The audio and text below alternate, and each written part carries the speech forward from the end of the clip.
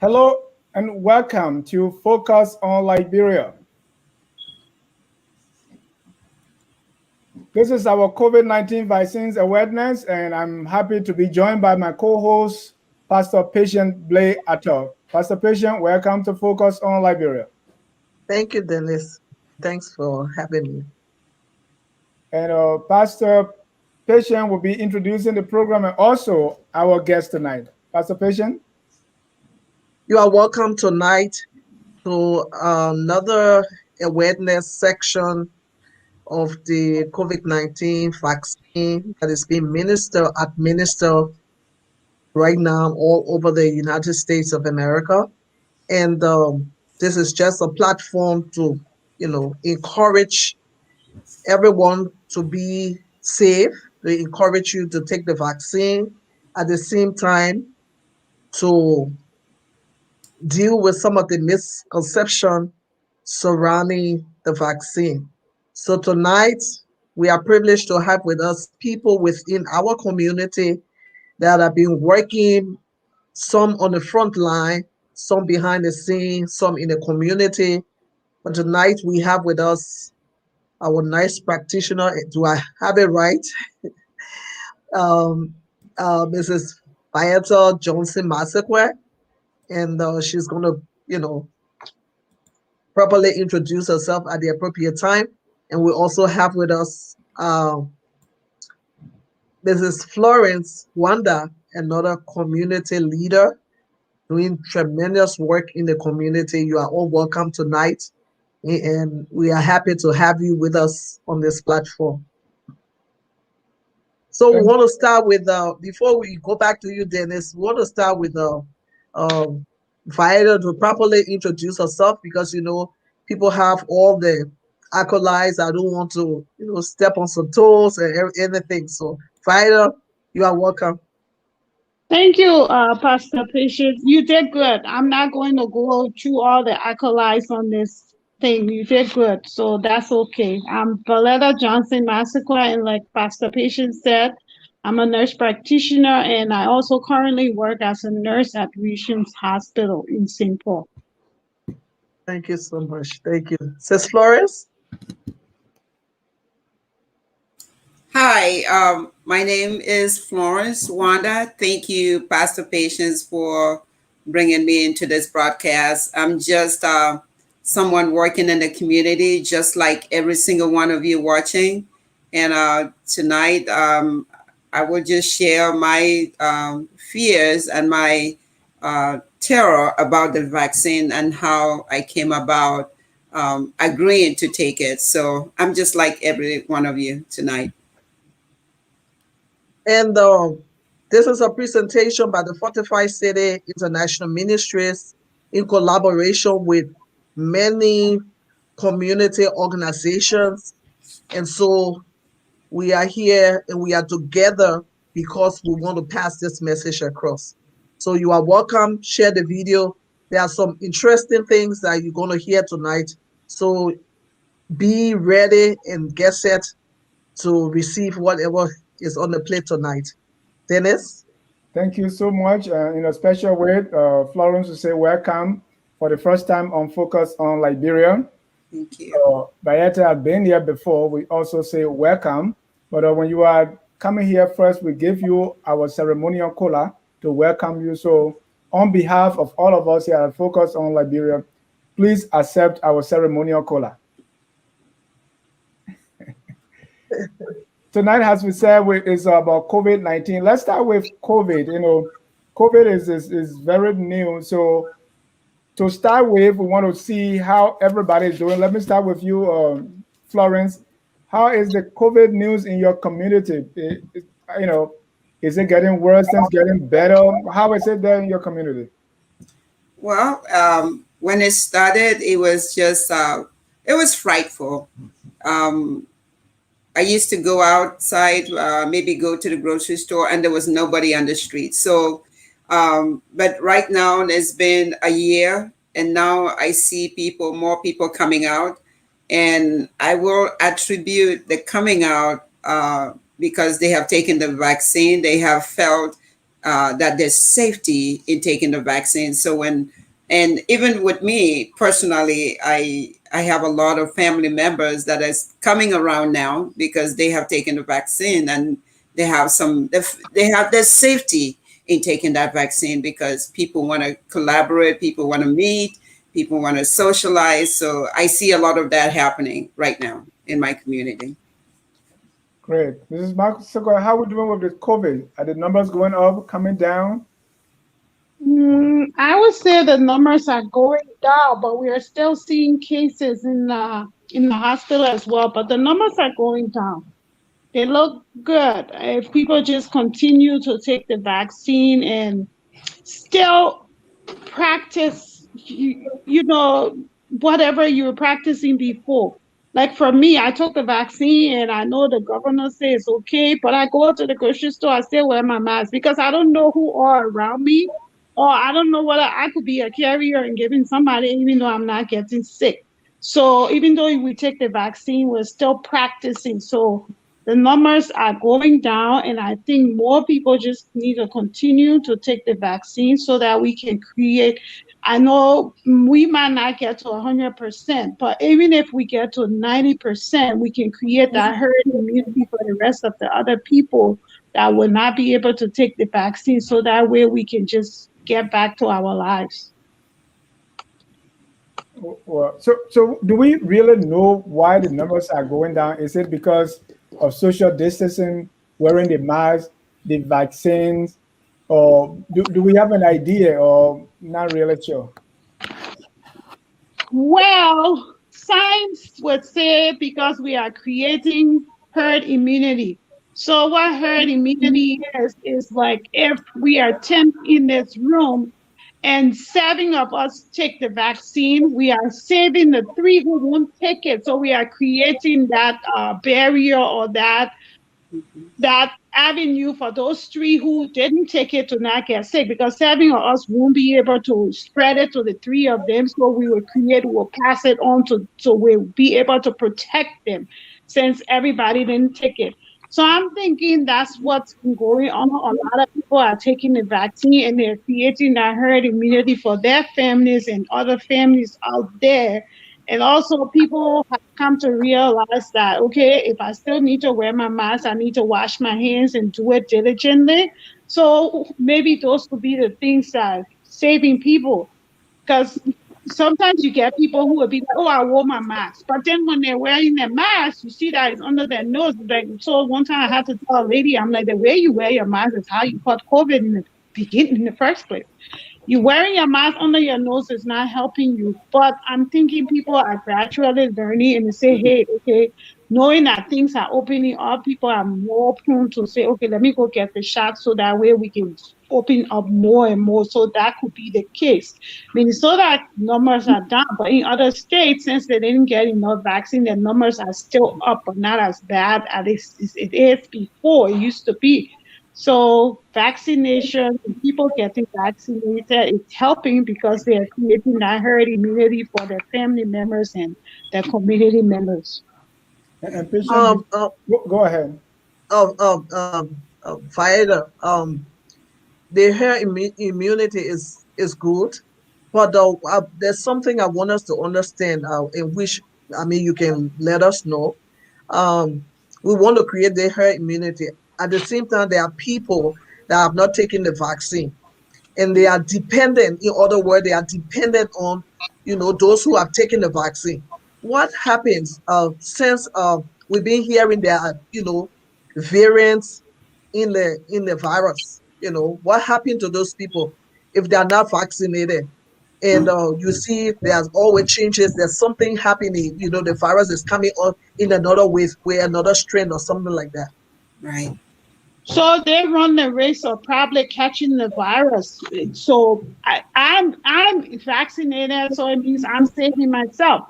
So if you're in the community with me and say, oh yeah, 10 people already got the vaccine, so I won't catch it. But then again, like you're saying, the variants might be a little worse for them and it might catch them. And so probably that's what's going on, because we're getting people who are still having cases that are coming in. So who knows whether they are catching the variants because they didn't take the vaccine. And so this is jumping over us who took it. Having the vaccine doesn't really say you're not going to even catch COVID. We should be clear on that. It doesn't say, okay, you're not going to catch it. Most time when you are vaccinated, even the flu vaccine, it just kind of create a little protection and create protection for you. So that way, when even if you catch the flu or you catch the COVID, you don't get really, really sick, like really Yeah. sick, like how you were going to be sick if you didn't get it. So the variants are there, and that's why you and I are sitting on this platform today to create that awareness, to tell people that although there is herd immunity out there that people are doing who taking the vaccine, it is best that you yourself get the vaccine so you can protect yourself. Mm-hmm. That's right. That's right. I agree. So Florence, what are you? I know in your community things are getting better. What are you hearing from other communities and even outside uh, the outside the United States? Family and friends, loved one in other places. How is COVID with them there? Well, let me start with my community, then I'll take it outside the community in other places. I think more people, the vaccine is easily accessible now because when I attempted to sign up to take the vaccine, it was giving me an hour away, 40 minutes away, 30 minutes away. So it became a discouragement. But right now, when you log in maybe to your clinic to take the vaccine, and there's vaccines everywhere, I mean, stations everywhere. So we really do need this accessibility. And I think more people have taken it, not going through the hoop, jumping through the hoops by going to your clinic, making an appointment. But even when you take it, there's still some paperwork to be done, but it's the accessibility of the vaccine that will make a lot of people take it. So I see that. That's why more people are excited taking this vaccine because they really want to be out there because summer's coming. Everybody want to be out there and they want to build immunity. There's immunity in the vaccine as well. So we're not just taking it, even though people talk about the strands. I've heard about that. People are talking about, well, I'm going to take it, but there's going to be a strand. But then you're protecting yourself from the virus. The other strands is just like the flu. Every year, the flu comes with a different strand. So that should not deter people from taking this vaccine. And then above my community, I'm hearing as the vaccine is traveling to other parts of the world, people are really anxious, waiting to take this vaccine outside my community because it is so important. Everyone is reliant on this vaccine to build immunity against this virus. So, yeah. Thank you, ladies and gentlemen. If you are just joining us, this is Focus on Liberia. We are discussing COVID-19 vaccines. Do you want to create the awareness so that people know, take their vaccines and prevent this deadly disease? So let's talk about the vaccine itself. Let me go to Pastor, Either. if you have Yeah. a question. Yeah. There are some out there that really, even though most people, they might know the different kinds of vaccine, but there are still some people over there that don't really know what it is and, which one should be for them and whether you are adult, what's the best option? If you are a teenager, what's the best option? Can you give them, I mean, the different kinds of vaccine and, what they are and who can take it and who can't take it? FDA approved 3 vaccines for use in the US. So we have the Pfizer, which was the very first one to come out. And that one is from 12 years, was approved recently for 12 years upward. And it has a time frame of 3 weeks in between. So you take it and then 21 days later, you take the first dose. So you have 2 doses. Take the first dose and then 21 days later, you go and take the second dose. The second one is Moderna, which which was approved. It have been taking it for a while, and that one is from 18 years to above, and that one has 4 weeks, so it's like a month between it. So it's 2 doses. So you go and take it in between. 4 weeks later, you take the second dose. And the one that most people are going for is the Johnson and Johnson, which is the one shot, which is very convenient. And that one too is from 18 upward. But I'm thinking they're trying to figure out a way where they can do it from 16. I think most people like the Johnson and Johnson more because you just do one and you're done. One time. And Violetta, what is the rationale behind this? Taking one dose and you wait 20 days or 21 days or 1 month. What's the rationale? So the first shot is like a booster, it's like a introduction shot that they gave you. So they're introducing the messenger RNA into your system so that your body can start building its own immunity. So it's almost like you have an infection in your system because your body will recognize that the messenger RNA, because that's what those two vaccines are built from. They will notice that, okay, this is a foreign body in me, so I need to go there and start to build proteins to fight against it. So that shot will send a signal that they need to build, like to start building immunity. And then the second shot is just a booster that's saying, hey, okay, this is in your system now. You're going to have to fight it. So that's why they have the rationale between them, because they're using the messenger RNA. And the Johnson and Johnson one, it's not so much of a messenger RNA. I think I read about it a little bit. I didn't know too much, but I think I read about it a little bit, that the one shot is just like a little virus, but not like the regular flu virus, but it's almost similar virus that is put there and they give it to you so your body just fight it and just get done. So you don't need to have a second shot to say, okay, you have a booster. And Florence, you took the vaccine, right? How did you decide which one to take? And what The was your one reason? the one that was easier to get. Yeah, it wasn't. I like Valeria. I just love the way you explain it. It makes a lot of sense for a lot of people. I know that the way you just introduce it, but I didn't have a choice. When I called, they said the one that's available, we're gonna give it to you. I was waiting for the Johnson and Johnson, which that's the one I like. I wanted to take it, be done with it. But the Pfizer was the one that I took, and now that I took those two boosts, I took those two vaccines, 21 days apart, and I'm hearing this from you, Valletta, today. I'm thankful that I took that one because slowly, and I could feel it when I took it that it was doing something in my body. And then the second one was quite, it was easy on me to take the second one. So yeah, so that's the one I took, and I think we should promote all of them because they all have their own. Different people like it. The different people want to take it once, and I get it. If my son would take it because he's fighting it, he doesn't want to take it. He's 17 years old, and he's played sports, and I'm telling him, I think you need to take it. He go, I just want it one time and I'm done. I don't want to go twice. So I get it. So it's a convenience issue. Yeah. So Florence, I know that that you are a little bit hesitant from the beginning. So what made you to take the vaccine? Oh my goodness, I really was because of all the myth, everything. Every time you read it, somebody has something to say, whether it's on Facebook, whether it's on YouTube, whether it's on social media, or even sometimes the papers, different people. And this is well qualified people have different stance on this vaccine.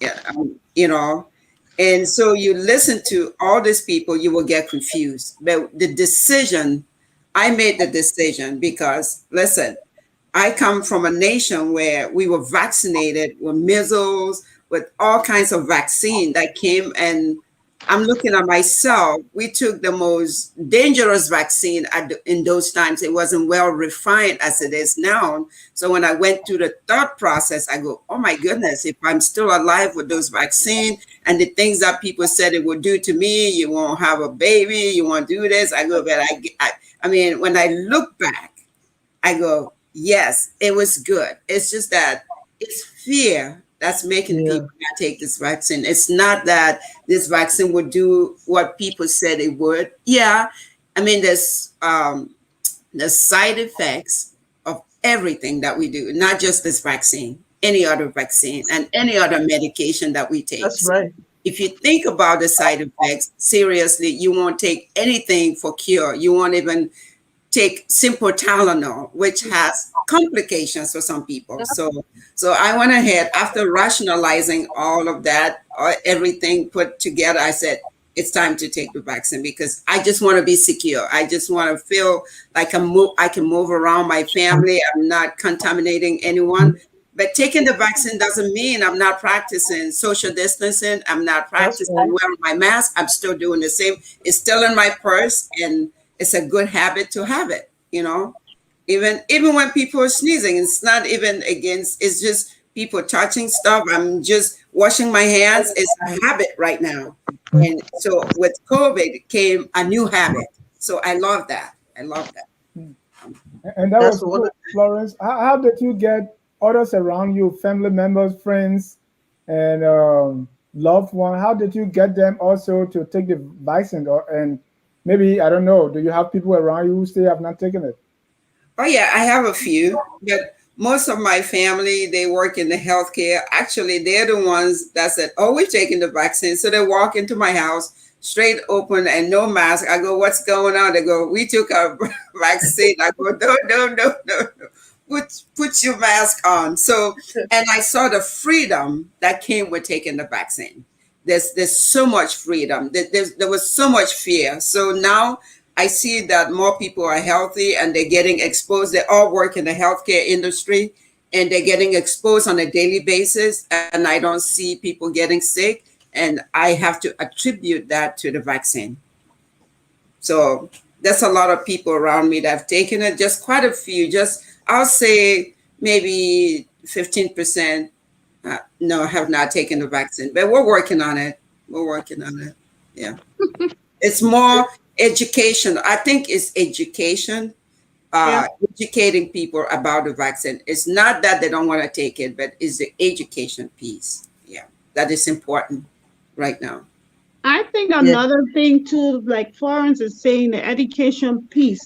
And I think some people have fears that, okay, vaccine take years and years to develop, but these ones were just done in months. But my point to that is, I know that people say, oh, FDA are just people, but the people who develop the vaccine will not bring something outside, and FDA will not approve it if it didn't have the efficacy and the paperwork to show that it worked, that it was safe for people. That's why when they're doing these things, they also ask people that they could try on. And they didn't just try it on like people who were already there. They tried this vaccine on healthy people. So people volunteer to serve as guinea pigs for us. And so they went through all this process. And people should know that the mRNA vaccines are not new. They have been studying about them before, but they just didn't have an emergency reason to produce them so quickly until now. They have been studying it for Zika. They have been studying the mRNA for flu to be able to say, okay, maybe we should just use the messenger RNA rather than giving people the live virus in their system and see how this works. Because some people can't take the live virus. So they have been studying to see alternative to what will work for other people who cannot get vaccine like the way we were getting the flu and other things before.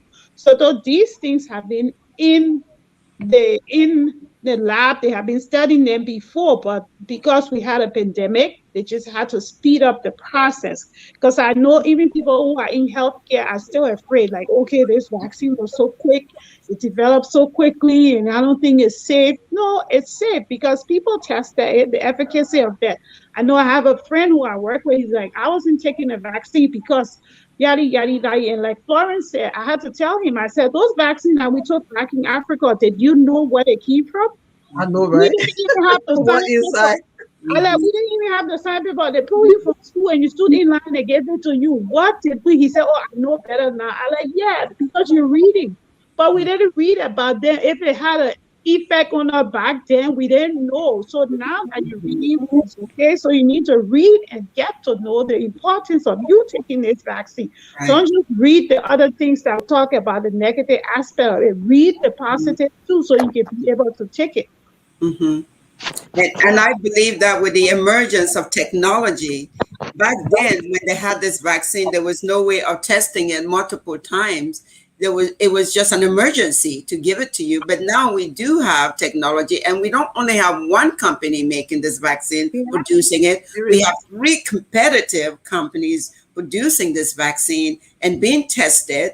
And like Johnson and Johnson, the slight implication, they took it off the market just to perfect it and bring it back. So I just believe that, now is the time. I mean, the first group of people took it a long time ago, and they're still here. So now we get it being refined and fine-tuned for, so to make it easy for people to take it. So I believe there's been a lot of modifications to it, to make it really, easy to take, and not really easy, but make it, prove it out. Yeah, make sure that it's working. Yeah.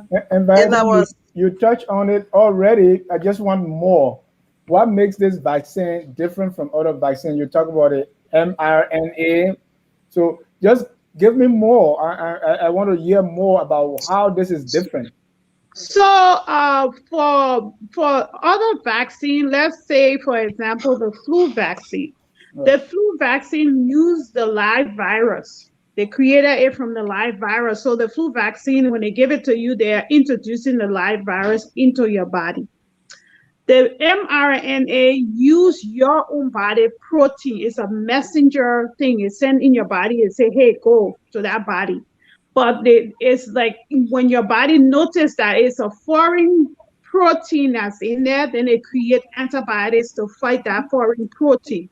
Like say the Pfizer vaccine, it's just created with pretty much the same things that's almost in our body, like sugar, water, salt water kind of things. Those are things they use, but they create like a kind of different kind of protein with it, which is not the virus itself. So that's the difference. They're not giving you the virus itself with these vaccines that we are getting.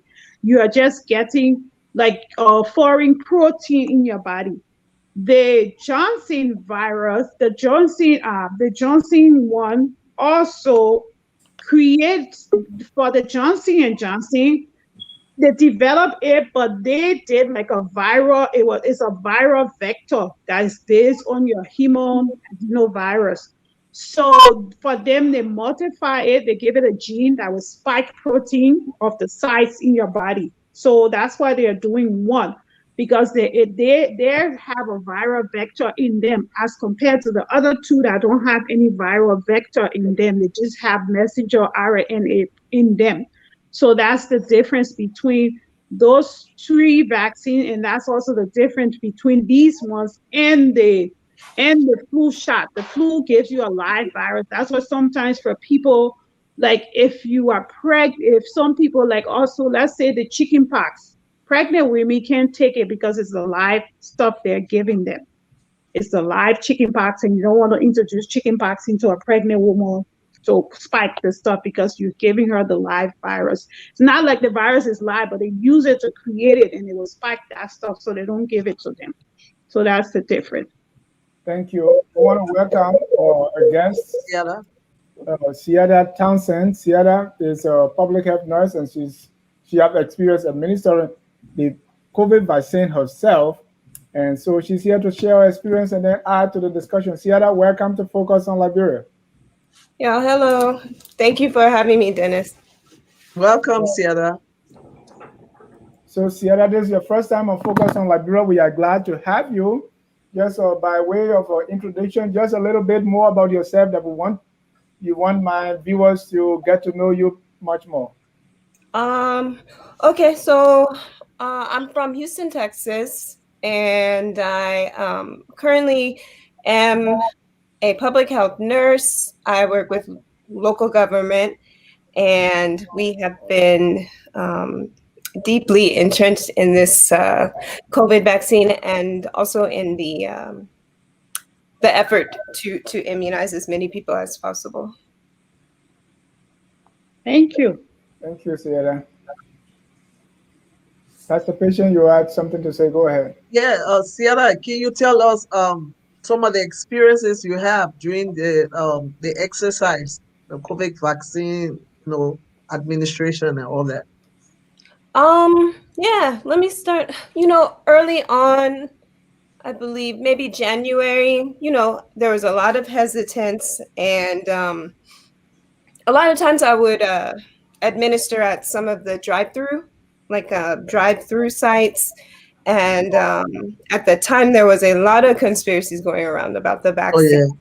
yeah. Yeah. And even when I first started administering the vaccine, I myself had hesitancy. So I did not go and get vaccinated while I was giving the vaccine.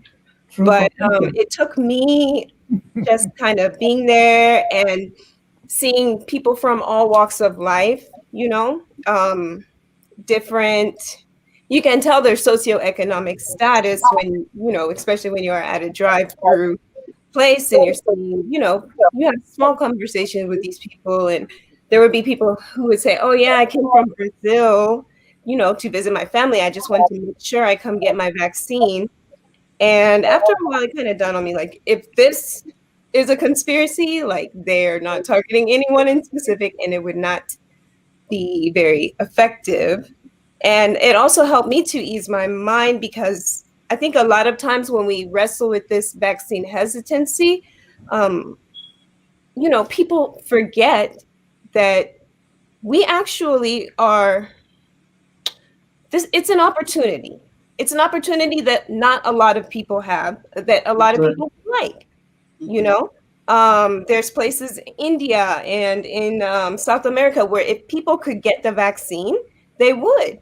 And this goes for all vaccines, when people feel that sort of hesitance or suspicion about getting a vaccine, I'm like, you come from a point of privilege to even be, saying that. And so that kind of, just working with people and seeing the different people from different walks of life, that has been what has made me more, it eventually made me more comfortable to get the vaccine myself, and to encourage as many people as I know in my personal life, to get the vaccine. So, right. Thank you, and thank you. So now, or how did you said you started taking this, or people started coming by January or so. So how has the number been? Do you have more people now compared to when you first started, or less? No. I will say, like, by February, March, especially in my county, that's when we were doing the most as far as immunizing people. That's when the wait list was longest. That's when, people were, a lot of people were jumping through hoops to try to get ahead in the lines. Since then, it has dwindled down here in Harris County. We have actually closed down some of the mass vaccine sites, because a lot of people have already gotten their vaccine, and there's a certain part of the population that won't come, I guess. And so what I tell people now is, like, today is the easiest time to go get this vaccine. So if you found yourself at a place where you just waited for whatever reason, then today is the best time, because there's enough supply. There's, especially where I live, there's no wait really. You don't have to even sign up. You can just show up at one of the right. And I know early on, people had a hard time even getting. So, what I tell people, is if you're ready, once you're ready, and you should be ready, go for it. Right. She had to mention something about the privilege of taking this vaccine. That is the word. It's a privilege, because right now it looks like it's a lot of it. It's free. There are some vaccines that cost $500 to take right here in the city, and I think not just the yellow fever vaccine costs $500 in a clinic. So this is a privilege because we are in a state of emergency. It's been given to everyone. So the longer you wait, maybe a year down the road, you may have to pay to take this vaccine. I said Oh the time yeah. is now to go get this vaccine. Yeah, it is a privilege. Yeah, now to take this vaccine. There's people in different parts of the world. It hasn't even reached to them. Yeah. They're still begging for this vaccine to come to their part of the world. Yeah. And Violetta, do we know why it's free? Maybe that's one reason people are hesitant that if it is good, it wouldn't be free. Why is it free? It's free because it's a pandemic and Yeah. we're trying to prevent, like, how Save many people lives. already died. We are trying to save more lives. It's a pandemic. That's why it's free. It wouldn't be free, like Florence just said. It wouldn't be free any other time, but because it's a pandemic, it's like an emergency. So it's an emergency, so that's why it's a worldwide crisis. It's a worldwide emergency. So they have to help the people, like uh, Ciara said, social economic status. If you try to do it now, some people lost jobs, some people don't have means of paying for it. So if you do that, you won't even get more people to be vaccinated because there are some communities that they can't even afford to go to the hospital. In some communities, people go to the hospital only when they have emergency problem and they show up to the emergency room because people don't even have insurance. So in a crisis, you have to make a way that everybody can be able to benefit from something that will save them and save their family lives. So right now, who's paying for it? Somebody got to pay. Who's paying for it? Well, The eventually we'll government. pay for it through some kind of tax, but for now, we don't worry about it. We go and get it, and eventually we'll figure it out later. The The government. most important thing here is that you are safe. The most important thing here Yep, is that life is being preserved. So, as many that are out there that have not taken the vaccine, this is an opportunity. You need to take it. You need yep. to take it for yourself, for your family, for your Mhm. community, for everybody else around you. We are appealing to people to really take it. Minnesota and other states can't be like all the other states who are doing lottery and stuff. I know there are some states that are doing lottery for people and say if you will win $1 million and they're putting people's name. People, we just need to go and take the vaccine. It can happen everywhere. So in those states that we can't do lottery or we can't give people money, we are just appealing to please go and take the vaccine. All the myths in there outside, you can read. If you can read, find the documentation and read and get to know what is right and go and take the vaccine so that we can get back to our lives. Right. And Valletta, when you talk about reading about this vaccine, I would just caution people not to just go on social media platform and read it. Go to your health department. Go to the Center for Disease Control. Just go to the website and just read about it. Read where it's credible, not where people are making innuendos about this vaccine. Yeah. Yeah, So the social media platform is one of the places that the wrong information are being spread. yeah. All the different platforms, social media, and that's where you find people forwarding all those, misconception and, causing people to be kind of hesitant. And there Right. are some of the things they say. Maybe you can throw a light on some of those things, that make people hesitant about taking the vaccine. We still need to say it over and over. There are some that says, "Oh, the vaccine is made from uh, uh, fetus tissue, and so they don't want to take it." Uh, but there are some that are also, the vaccine causes infertility. The vaccine, all kinds of stories surrounding the vaccine. And those of you that are just joining us, um, Mrs. Masekwe gave us, they gave us in-depth, explanation and description about, the things that contain the vaccine or that cause the makeup of the vaccine. Maybe we'll say a little bit more of those things so that we can know that there's nothing that is causing infertility when you take the vaccine. You are not going to be barren. you can have as many children as possible as long as you can take care of them, you know. And the vaccine, the ingredients in the vaccine. So we have this is Masakwe. We have Siada also here. They can just tell us a little bit more, about this misconception. So we want to start with Aida. Okay, so the vaccine is from your mRNA. I remember when we were back in school, way back, they used to teach us mRNA, but we forgot. We didn't used to learn that thing because it's like, what is that? We're just It's trying to pass. Right. yes, that's all. We're really trying to we're just trying to pass. But these vaccines, they are not new. They have been there. They help to protect us against infections. But what they do is they teach our cells to build, to make protein, or even just a piece of protein that would trigger our immune system to say, hey, go fight. This is something, there's something foreign is in here. So create that protein to go fight it. So that's what they use. And other ingredients in those vaccines, because like I said, a doctor friend gave me this whole booklet. And it was just like normal saline, salt water, sugar, what we already eat. So just regular things that's already in our bodies. These are things that they use to create this vaccine.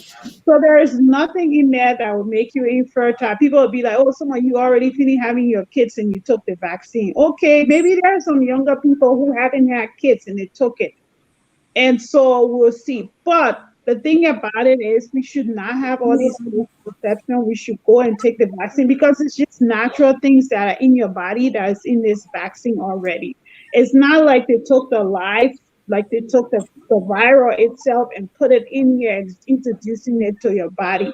So I'm begging people, like Florence said, go to CDC website, go to the Minnesota Department of Health. You can even go on the Pfizer website and you can read, you can go on the Johnson & Johnson website, you can go on the Moderna website, and they have information there. You can even probably chat with some live person if you jump on one of these websites and ask questions. If people trust the doctors that are giving them their regular shots, go to your primary doctor and ask them and say, hey, the vaccine, what do you think? What should I do? Because some people trust their primary doctor more than they trust CDC and other things because they have that relationship. So they should talk to primary doctors about this. Talk to maybe nurses, like if they're in the nursing room and they have a nurse coming over. Viola, we kind of losing your voice a little bit. Losing my voice. Yeah. So we'll come back to you. Yeah. Okay. Yeah, let me go to Sierra. Sierra, people are coming to you to take the vaccines. Do they have questions? What are some of the misconceptions that they are coming with and how you helping to explain to them? Give me some examples of the questions they are asking and their kind of beliefs and how you help to kind of educate them. Okay. So for some reason, it's funny to me, but the most common question that I got or have gotten from people is it going to hurt? Grown up, big men, small, but, just, is it going to hurt? And, I try to be honest. Yeah, but COVID hurts. COVID hurts, So, the benefit outweighs the risk. Let's put it like that. I have a lot of people say they'll ask me, will I get sick? Like how long should I expect to be down, like, to be sick after getting this? And to that, I tell people,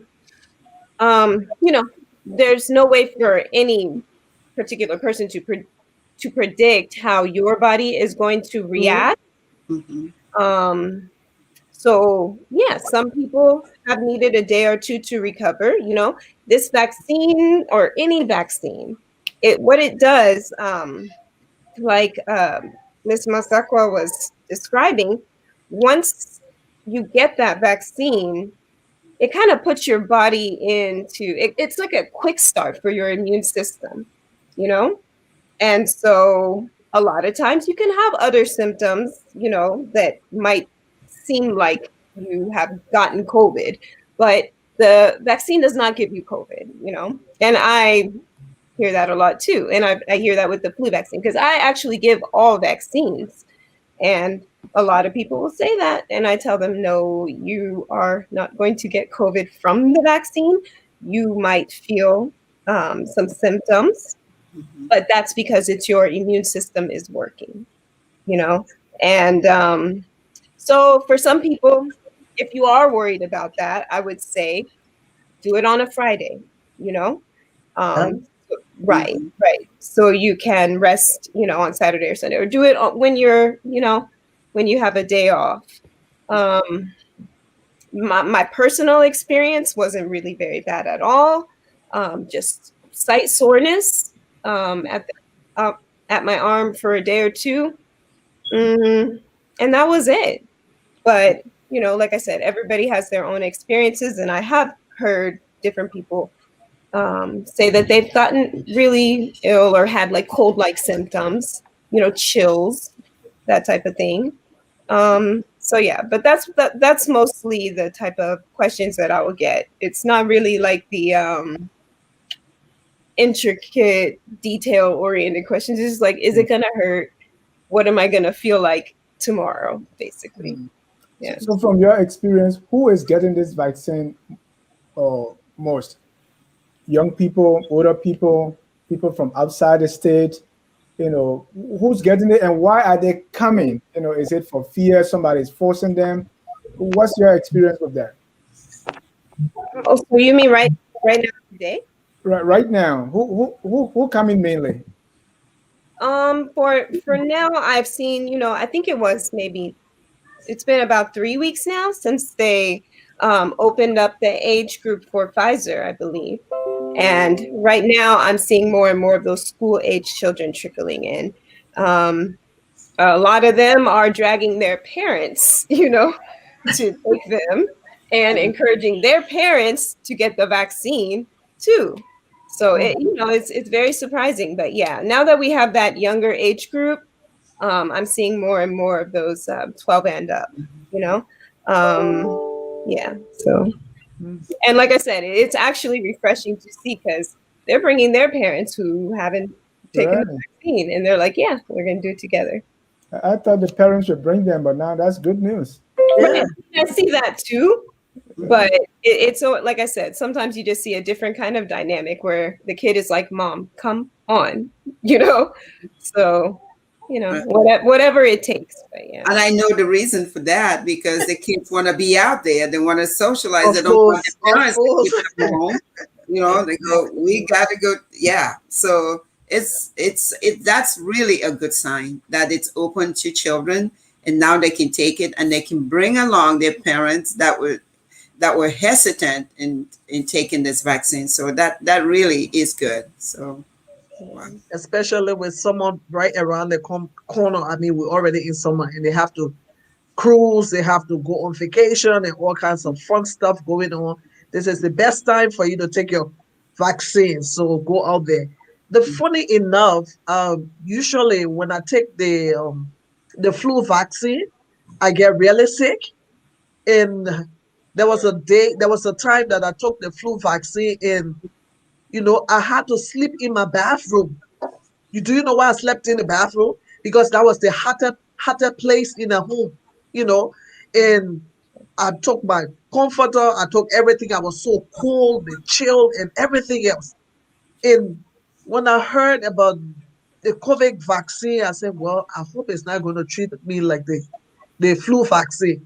And it was because of the way, the reaction that I have with the flu vaccine, I was a little bit hesitant.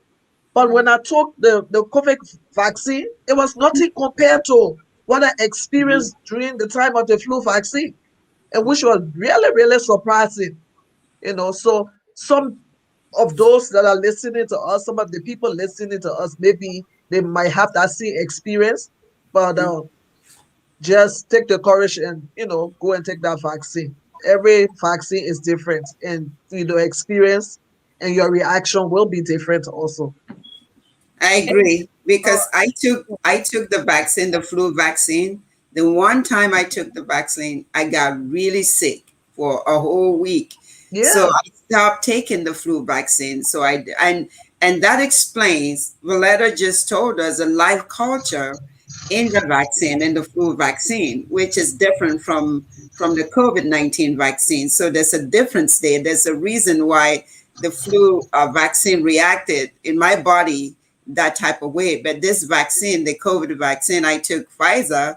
It was really like a sore, my arm was sore, and that's it. I didn't feel no symptoms. And when it comes to symptoms, people are different. Different yeah. people react differently. Even some of my family members or people I know were down for a day for taking the vaccine, but it's not because the vaccine is dangerous, but it's just because their body is responding to that vaccine differently. Yeah.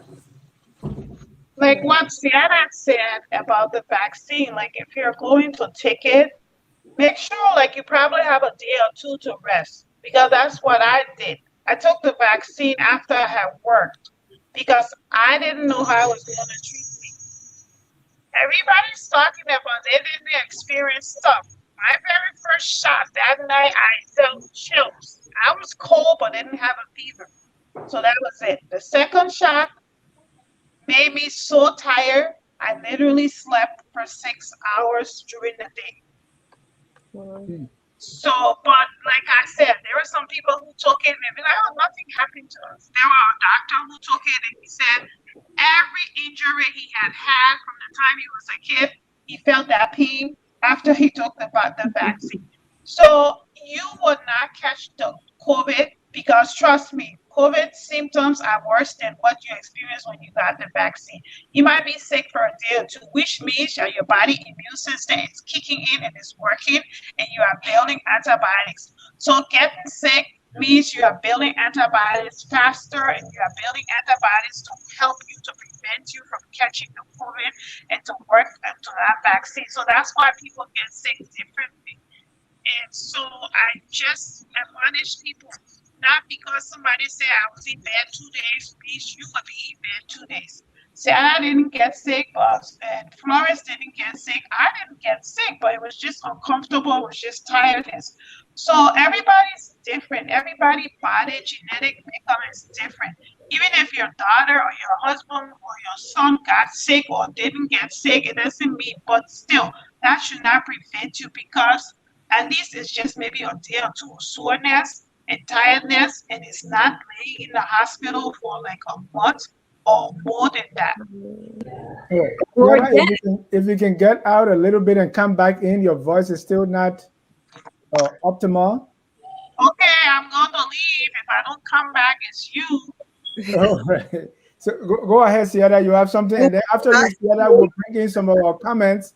People on Facebook and YouTube are commenting. So let's go, Sierra. After you, I will come with comments. Oh no, I was just adding to what she said that, yeah, you can sometimes have some discomfort after getting the vaccine, but when you put it in perspective, you are also doing your part to stop the spread of the disease. Let's put it like that. That's Because right. it might be a little uncomfortable for you, but the COVID that's circulating in our communities can kill somebody and does kill people. So I tell people, would you not trade a couple of days maybe of discomfort, to save lives? And so we need to think about it like that, Right. Thank you. Let me bring in our comments from Facebook and also YouTube. First one is Ozotic or Q Zotic. Say, Liberians, there is nothing free. And he or she continued, therefore, your DNA now will be programmed externally or remotely. So this is one of the conspiracies. So Yes. let's deal with that first. If people are giving you the vaccine is free, he's saying there's nothing free. What they are doing, they are programming your DNA remotely. Mm-hmm. We've heard that before, right? Yes, we heard that. We heard that they are programming like a microchip inside people, so you can be programmed like a robot and all kinds of stuff. So I guess that's what he's talking about. Hmm. So let me come to the nurses and the NP. I've worked in clinical trials, in the IT part of clinical trials. These things go through so many areas, tests, and hence, are we saying that all these people, the clinical trials people, the FDA, everybody else, all of them conspire to put this chip in us, and what are they going to get? Dennis, can you hear me? Yeah, I Claire. okay, so that's what somebody said. They put chip in you, and I told them, well, they will be really bored because they will see me going to work and coming home and going back to work and coming home and being with my kids. So if they're watching me, they will probably turn mine on a chip off and say, we don't need to watch her. She has nothing to do Nothing for us. exciting. The vaccine does not even enter our cells. It's just in your system. It's not even going in your cells. The vaccine that was created does not penetrate your cells. So I don't know. And the messenger RNA is a messenger ribonucleic acid, which is a single strand molecule. It corresponds with the genetic sequence of a gene, which is like in a virus. It's not anything that has to do with our DNA or anything. RNA is so far away from DNA. So all of these conspiracy, that's what we're saying. People need to go to these websites and read rather than listen to all these like myths and things that people are saying against the vaccine, that, oh, they will program you and nothing for free. Well, I'm telling you, if we continue to listen to all these conspiracies, like Ciara said, it's best for us to be free and safe from the virus than for us to listen to this and be laying down somewhere in hospitals or somewhere like, or be part of the people who died, and may their souls rest in peace. I'm sure if those people had the vaccine before they got sick, most of them would have taken it. Yeah. It was unfortunate that some of them had to go before we even came up with this. The reason why I'm thinking the vaccine even stayed a long time to even prove, because the people have to research. You have to test. So the few people that were tested with the vaccine before us, what has happened to them? That's what people should think and say, okay, let me research and see who these people and how they tested it and see the person. Like I said, I probably might have been one of the guinea pigs. I was one of the first ones to take the vaccine way back in December. So I'm still going strong. And if they, if they are watching me, I'm sure they're both by now turn on my own thing and say, this lady doesn't have anything that we need to watch her for. Thank you. And really, the thing that sometimes confound me is, how many people will really join to do this? FDA, all the hands this thing passes through, because All the scientists, before even get to everybody. stage 2 clinical trial, they test it on animals, then they do people, and then it is not one person. These CROs, too many people all conspire just to watch me going live on Focus on Labrador. As the other said, they will really be bored. So let get more people here. Patrick Hassan say, I have taken mine today and I'm just 37 years old. So, and then he say, and I'm going to get mom next vaccine the next vaccine on the 21st of next month. Way to go, Patrick. Yeah, Good like job. that's how I feel right now. I see you screenshot in my body right now. I'm not sure. So Patrick has taken the vaccine. John Conway is a long one here. He said the single shot Johnson & Johnson is believed to have 65 to 67% efficacy, while the others have higher efficacy. Vaccine efficacy, the Pfizer and the Moderna vaccines have shown astonishing and essentially equivalent degrees of efficacy, at least in the early stage after vaccination. The Pfizer vaccine showed efficacy of 95% at preventing symptomatic COVID infection After 2 doses, the vaccine appeared to be more or less equally protective across age groups and racial groups. That's John's comment. Let me read. So keep note of that so we can respond. Patrick Hassan said the Swedish Public Health Agency uh, about vaccination against COVID-19 for those who are vaccinated. You who are offer vaccination against COVID may have questions before your decision. This information can be of support to you before during the vaccination. Before vaccination against COVID-19 is voluntary. All right. Then let me pick one. Okay, there's a question here. I'm a bit confused when people told me that I was going to take Pfizer, but the brand name was Comirnaty. Can you elaborate on the brand name, please? Comirnaty? Yeah. I have never heard. Yeah. Or he can always go and research the name. If you found out wherever he found that name from, you can go back there and do an in-depth research. Okay. Here is another question from Mary Dia or Mayedia Gia. Why should anyone beg people to take vaccines that are good for them? I want us to answer that question. Even with so many people are asking you to take it, me it's not good. That's the probably that's the reasoning. The reason here, the health care practitioner will answer better, but the reason common, understanding tells us that if you are sick, you can also make somebody else sick. So that's the reason why we all washing our hands, sanitizing our homes, and wearing our mask. It's not only about you, it's about you, your family, your neighbors, your community. So when you are infectious, you're going to infect the rest of the people that come in contact with you. So that's why it is important that you are vaccinated so you can protect you and protect the rest of the people. So, Yeah. Mom, Mary, or whoever you are, that's part of the answer. I kind of read this question a little bit differently. It says, why should people beg people to take the vaccine that are good for them? So, in other words, she's saying, why do you have to force people? But it's not like that. It's just that there's been so many misinformation Exactly. about the vaccine.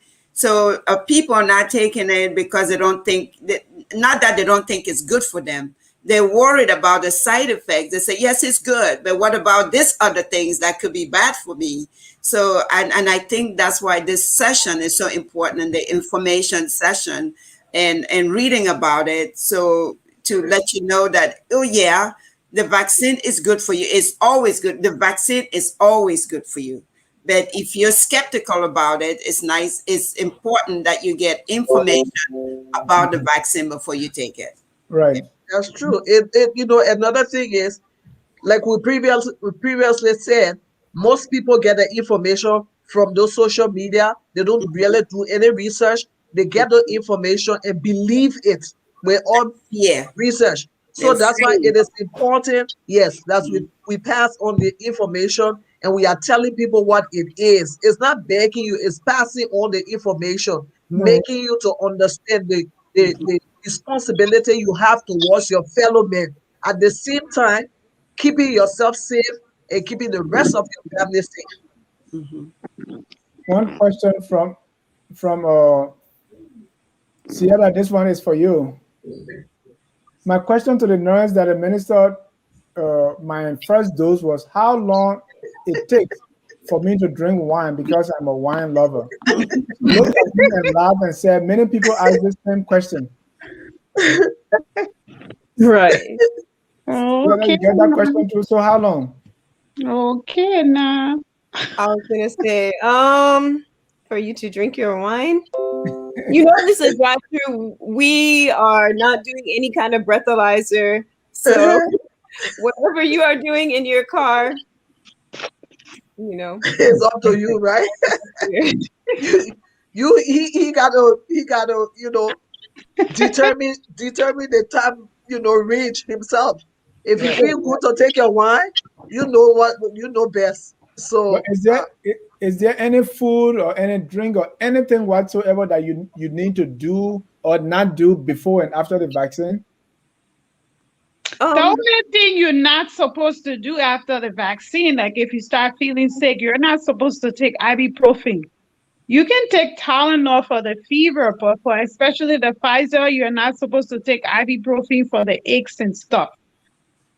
For me, like I said, I had a doctor who read a lot. And after he kind of told me about the vaccine, even though I was feeling crummy and miserable, I just drank a lot of water. I just drink a lot of water and allow my body to work to build my my antibodies and build my immunity. I didn't even take Tylenol, even though I was miserable. But you can take Tylenol. Probably allow it maybe 5 or 6 or maybe even 8 hours later after you get it and feeling crummy to take it. But no ibuprofen. Before, what's about before? Can you take ibuprofen before? No. Why? Ibuprofen, according to the research they did, was it kind of interacts with the mRNA and it decreases your antibiotics formation. It decreases you building up that antibiotics as rapidly as you're supposed to build it.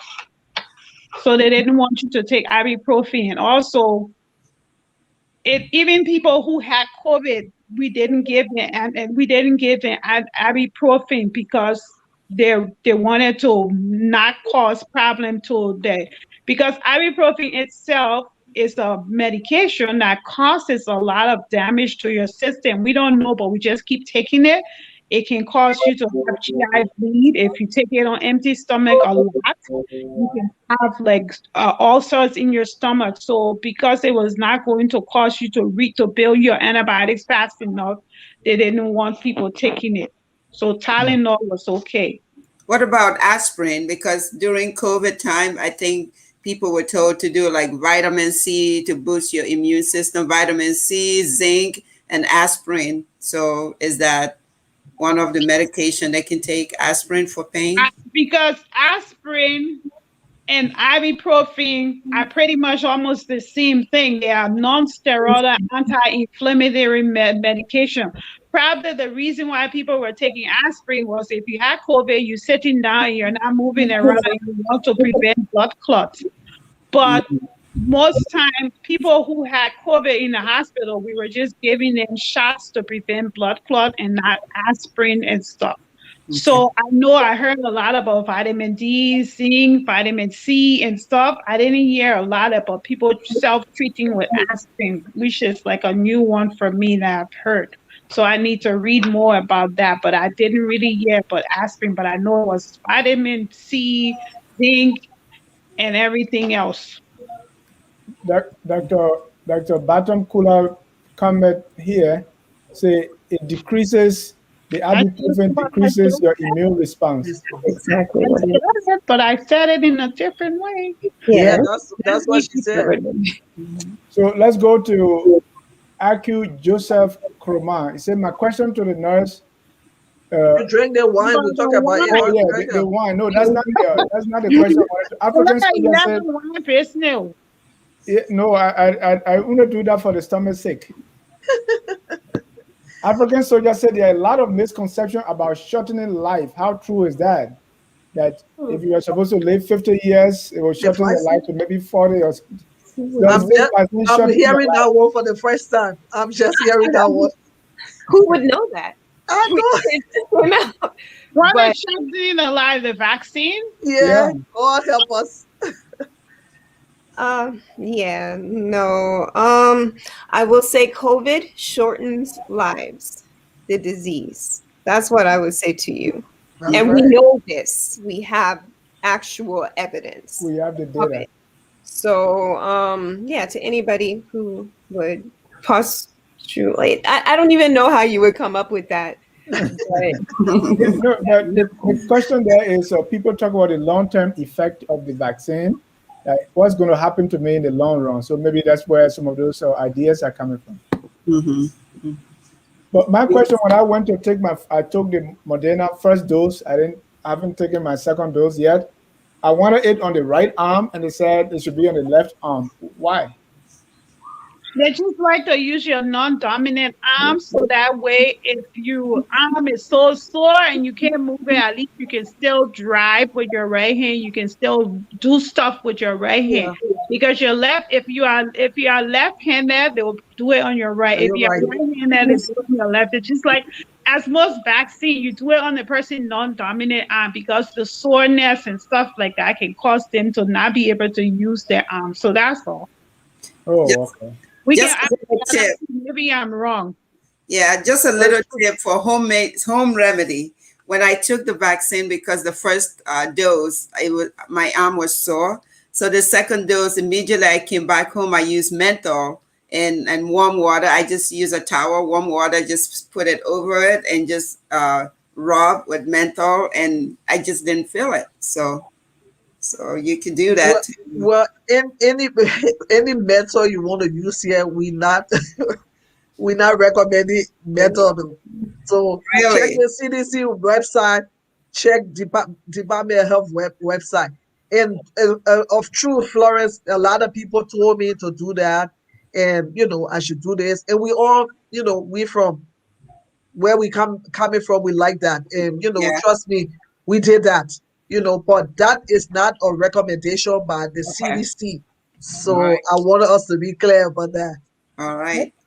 I stand corrected. So good. All right. It worked for me, but don't do it at home. Thank you. Let's start to wind down. I want us to talk, to conclude on this as our last comment to conclude is let's talk about again everything that we've been saying. If there's anything you want people to take to remain in their hearts and in their ears, what would that be? And let's talk about the places we need to go to take the vaccine, what's happened, what are some of the misconceptions, and how we beat back those misconceptions. There are still vaccine hesitancy. How do we encourage people? What do we tell them so that we can get everyone vaccinated? And how is this good? Someone commented and said, why should we tell people, if this is good for them? Well, even school is good for people. You still have to encourage people to go to school, or even kids for them to eat. You still have to tell somebody to eat. So Yeah. let's conclude. But before that, I have one last comment I want you to respond to. Okay, talking about the taking the vaccine on the left, and you say I'm curious because the heart is on the left. The other answer, Valletta answered that already. That they're talking about your dominant. Your non-dominant hand. So let's conclude. Any final thing you want us to know about vaccine? Let me start with Sierra. Yeah. Like I said, I would just encourage everybody, if you have not yet, to go ahead and get your vaccine. The best source of information will be the doctor you trust, that you go to, it's as far as the conspiracies and all that, we all just have to be a little careful what we're reading and, and sharing on social media and, use the CDC website, and the information is there. Reliable, proven information is out there. So while a lot of times we'll run into or somebody shares with us some sort of conspiracy, but you can always go online, go to CDC website, or put that call into your family doctor and get clarity on things that you hear. But yeah, I would encourage everybody to go get vaccinated and also to take your 12-year-old and over children, to go get immunized. Oh, and by the way, early on, there was a recommendation that, the vaccines be administered separately from other vaccines. So at a point, I believe they were saying you had to wait at least 2 weeks. And they changed that guidance recently. So especially if you have school-age children that are getting other vaccines at the time, you don't have to worry about that spacing issue anymore. So, yeah. That's good. Thank you. Good information. Florence? Well, I want to just say something before I encourage people. Remember when uh, every day we had to be on a television set just counting down how many people are gone. This Oh, is before mm, the vaccine became um, available to all of us. It was just scarce. It was still in the production phase and with testing. And remember that when everybody was anxious to get their hands on the vaccine, and as people were dying, people were crying. So remember where we were up to this point. So it's not done. The coronavirus is still real. So the fact that many people are being vaccinated, it looks like it's gone. It's not really gone. It just means that we are immune to it as we get the vaccine. So my encouragement would be, please take the vaccine, because the disease itself is not a pretty disease. I mean, we saw the testimonies of people losing loved ones, how they went, and I want to tell you, I had a sister that is a medical doctor, and got infected and was in the hospital for many weeks, and I didn't know. I mean, it just took us by surprise that she got infected this bad, and she was crying for her life. So until you get infected, you want to know how important it is to take this vaccine. So I encourage everyone, just go take it. If you have any issues about things that people have been talking about, the comments, I'll say just educate yourself. Just go to the right source and educate yourself and go take this vaccine, because it will save your life and the life of people around you. Thank you. Barretta? Well, I was just portraits what the two other ladies had just said, that please go and take your vaccine. And like Sarah said, if you trust your primary doctor, you can ask them questions about the vaccine if you're still having doubts. Talk to them so that way you can be able to take the vaccine. Also, your school age children from 12 upwards can take the vaccine.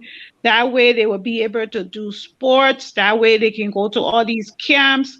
That way a lot more stuff can open. They can go to school and not do online schooling. So that way you can have your life back, because I'm sure a lot of parents had to help their kids at home with online school, and that was really hard, because trust me, those children math they bring home, I don't think I can do some of it. So please get vaccinated, so that way we can kick COVID out of here and kick COVID away, so we can save lives. Please get vaccinated. And just like Sarah also said, read other websites, like CDC website. Do not go and listen to conspiracy theories on social media or ELDC, as we say in Liberia, because ELDC had the news and you know, ELDC say this. So please let us go to credible sources to get the information that we need to be able to save lives of ourselves and family members, and even those we don't know, so that way we can save somebody's life. Pastor Patient, before you come in, let me put in one last comment. This one from Jackie Sire say, do you foresee the public takes the vaccine every year like the flu vaccine? Or is this a one-stop shop with prolonged immunity? We do not know yet. That's the question. That's the $10 million question that we are getting, but we do not know yet. So hopefully as time goes by, we keep studying more, we might know that we might have to take it every year, but for now, we don't know. We just need to get many people immunized first, and then later on, we will probably eventually know about it. I don't know, maybe Sarah knows something different. Sarah, you are muted. She said no. Sarah, unmute yourself. We can hear you. Okay, sorry.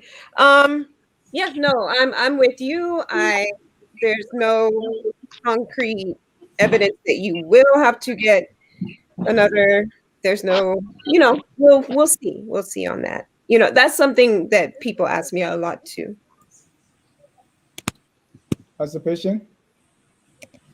If you're in Minnesota, there are a lot of vaccine events that are taking place, and you need to check the Department of Health website. You need to check CDC website, especially the Department of Health Minnesota, your website. We give you the different sites, the different places that you can take your COVID-19 vaccine free of charge. You don't have to take your insurance card. You just have to take your arm. All they need is your arm. Just take your arm. Most of the Coop pharmacy, most of the pharmacy around like Coop, Walgreens, and different kinds of pharmacy, they are all giving the vaccine, and there are different vaccine events in different communities in Minnesota. So don't be, you know, don't sit there. Just do something. Make sure you keep yourself safe and make sure you keep the next person safe. It is about safety. It is about preserving life. We are here because we are our brother's keeper. The people on the front line, they are a brother's keeper. They're sacrificing their lives. There are doctors that died. There are nurses that died. There are caregivers that died. They contracted that COVID for someone. If you remain like that and you get sick, you never know who you're going to pass the infection to. We all want to be safe. We're going to die anyway, true, but let's die for something else. Let's die because we have lived life to its fullness. And it is a time you go at that particular time because you have lived the life that God wants you to live. But don't die prematurely because you have solution and you didn't take advantage of the solution that was given to you. So it is my prayer that all of you that are listening to us will take advantage of this opportunity. There are people in India, in Brazil, in other countries that are dying. They hope they had this opportunity to take the vaccine. I want you to know that the government is concerned about your health, because if they were not concerned, the vaccine would not be available, but they are concerned. Your state is concerned. Minnesota, I'm in Minnesota, so my focus is here. Minnesota Department of Health is concerned about your health. CDC is concerned about your health. Your family, your children, your spouses, they are all concerned. So make sure you get that vaccine in your arm and help to preserve lives. God bless you. On that note, we want to say thank you for coming. Thank you so much for your time being part of this program. Thanks for listening. And even those who are going to listen or watch this video later, we say thank you so much. Let's do our best to keep COVID out. Good night and God bless you. We all love you. Is our home. Love you, people.